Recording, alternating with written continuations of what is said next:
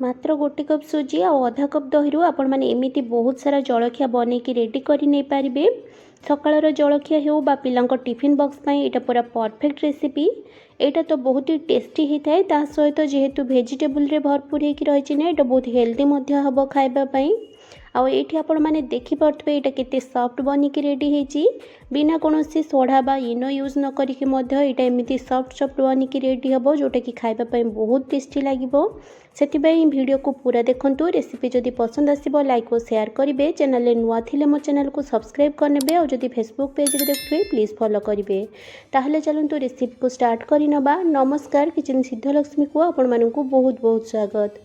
ए recipe बनवाई प्रथम ये देखो मुझे गोटे छोट बाउल गोटे बाउल सुजी नहीं। यहाँ पतला दाना वाला सुजी अच्छी आ कंचा सुजी अच्छी। आपने जब मोटा दाना वाला सुजी नौ ग्राइंडर रे ग्राइंड करने। ता सहित ये देखो जो बाउल सुजी नहीं से बाउल ही अधा दही सहित ये अधा पानी मिसेकी गोटे मिक्सचर बन नहीं सेटा को एड कर नौची। एबे दही और सुजी को ना आम भल भाव में मिसई नवा जमी सब जिन बढ़िया भाव में मिसीज। ये देखूँ दही और सुजी भल भाव में मिसी जाइए।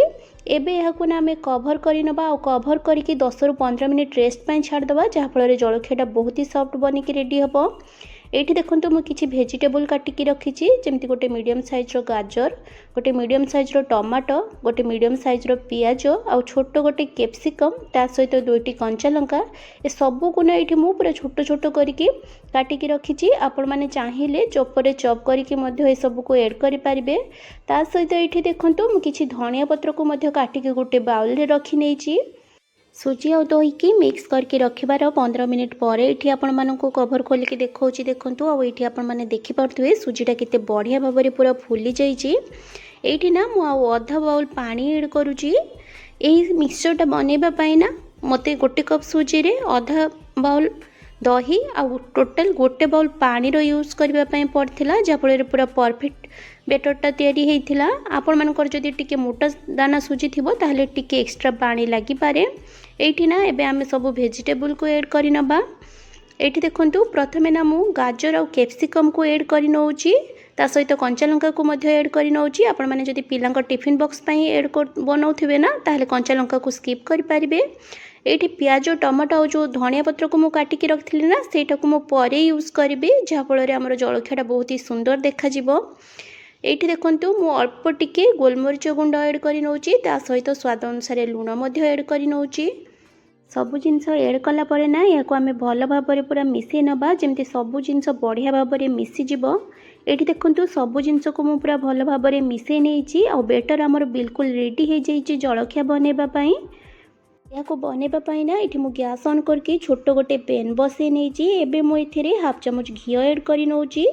घीटा भल भाव में गरम है पर ना ये आम रखि बेटर गोटे डंकी नवा या भल भाव में स्प्रेड कर नवा एमती पतला करके एटा टिके मोटा रहिबो जेहेतु वेजिटेबल ऐड होइछि ना आपण माने जेमती चकुली बनाती से अनुसार स्प्रेड करने देखिए बढ़िया भाव में पूरा होइजिबो। एटी देखंतु एटा को भल भाव में स्प्रेड कर नैछि। एबे कटा होइतिबा टमाटो को एठी ऊपर ऐड कर नउछि ता सहित आमे काटिकी रखिबा पियाज को ऐड कर नबा।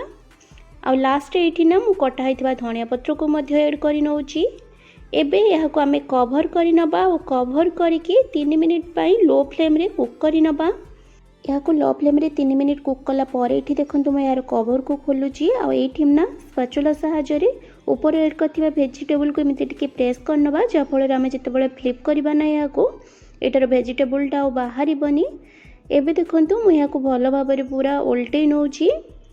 उल्टे देकी यहाँ को आउ गोटे 2 मिनिट पाई कुक करबा। ए जलखिया को ना बनैबा पाई आपण मानकु टोटल 4 ରୁ 5 मिनिट लागिबो। एठी देखंतु 4 मिनिट पर ना जलखिया हमर बिल्कुल रेडी हो जाइए। यहाँ को एबे आमे बाहर करि नबा। सेम प्रोसेस रे ना एठी देखंतु जेहेतु एटा नॉनस्टिक टाइप रो पेनटा मु एठी घी भी ऐड करिनी सेमिति ही बेटर को पुणी थरे गोटे डंकी नेकी स्प्रेड करि नैछि। आपण माने जदि लुहा बा सिल्वर ताबारे बनाउथिबे ना ताहले टिके घी ग्रीस करनेबे। एठी यहाँ को भल भाव में स्प्रेड करनेला परे ना सेम प्रोसेस रे यहाँ को आमे पुणी थरे ऊपर रखिथिबा वेजिटेबल सब को ऐड कर नबा और कवर करके 2-3 मिनिट पाई लो फ्लेम रे कुक करबा। जेहेतु यहाँ बहुत जल्दी बन जाए आपण मैंने बेटर को बने नहीं कि 10-15 मिनिट रेस्ट छाड़ा पर अन्य काम करें।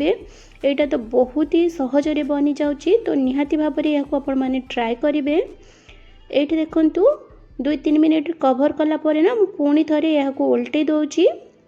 आठी आमर सेकेंड जलखिया बनिकी रेडी हो जाए। सेम प्रोसेस रे आपण माने सब बेटर को एमिति बनै नेबे। इटा गरम थिला बेले तो खाइबा पई भल लागे किंतु ठंडा हैला परे मध्य बिल्कुल भी टाणो हेनी सेमिति ही टेस्टी लागे। आ एठी देखंतु मु सब सुजीर उत्तपम को ना गोटे प्लेट को बाहर करि नेछि।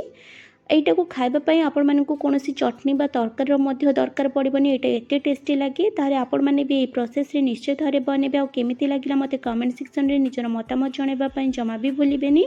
माँ लक्ष्मी समस्तंकर मंगल करंतु ए कामना सहित आज पई रहूची। पुणी आसीबे आ एको नुवा रेसिपी नेकी। सेते बेले पर्यंत स्टे सेफ स्टे हेल्दी। जय माँ लक्ष्मी।